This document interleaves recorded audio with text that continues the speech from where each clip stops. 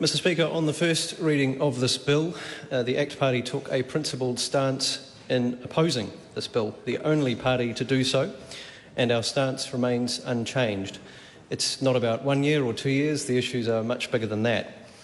Of course, it's unlikely that we could have changed our minds since it's been so little time since that first reading, though admittedly more time than has been afforded to the many other pieces of legislation that have passed under urgency this year without consideration for their obvious consequences.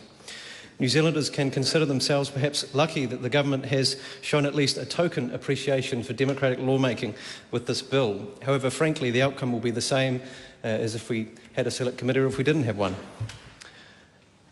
Outside of the Select Committee, I'm sure many members of this House have heard of migrants' personal stories via email, phone calls, social media or in person at electorate offices. There's also, good news, going to be another demonstration very shortly outside Parliament, and I hope at least one government member makes the effort to attend this time, so consider this your invitation.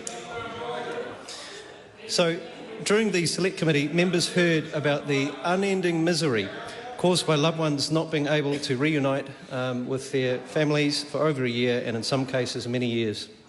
The most recent announcement on family reunification offered a glimmer of hope, but the reality soon became very clear. Few migrants qualified despite ongoing MIQ capacity, which has been spoken about, and let alone the ability to scale up MIQ.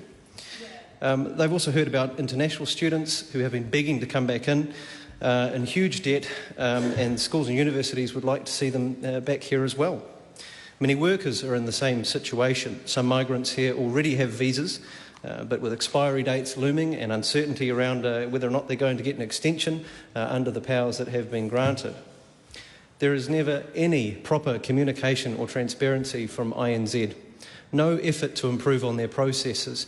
And I'm not even going to delve into the delays in processing residency applications, though I'll note that the skilled migrant category just increased to 90% completed by 24 months, and it's only going to get worse. Mr Speaker, the attitude of the government in introducing last-minute legislation as an excuse to have a shortened select committee process is very much in line with the Minister's long-established approach of being disinterested and disengaged with migrants and with stakeholders. We've got the annual Immigration Law Conference coming up in Auckland, and normally the Minister of Immigration is the keynote speaker. It's been like that year after year, but I'm afraid there's no such luck this year, it seems. We've heard the call for a formal inquiry, and it seems we're back to the blame game around housing and infrastructure, with the government trying to distract from the real failures. We're also back to pipe dreams around meeting skills shortages without relying on migration, blaming sectors for a supposed lack of training, despite businesses trying their best for years to engage a local workforce. We've also heard time and again about the need for an immigration reset while the opportunity presents itself in this COVID environment. And I'm not opposed to that. We absolutely have that opportunity. But that work should have started this time last year, and by now we should have a pretty good idea of what a shiny new immigration system looks like and a timeline of when we might see that. But all we hear is a desire to clamp down on the system rather than to solve existing problems. We've also had the Productivity Commission give their unfortunate view of what immigration should look like, including a suggestion that the RSE scheme somehow hampers technological innovation, including automation and local employment. The thing about automation, though, is that it actually reduces the need for workers in any event, whether local or from overseas, but that's a sad analysis for another day.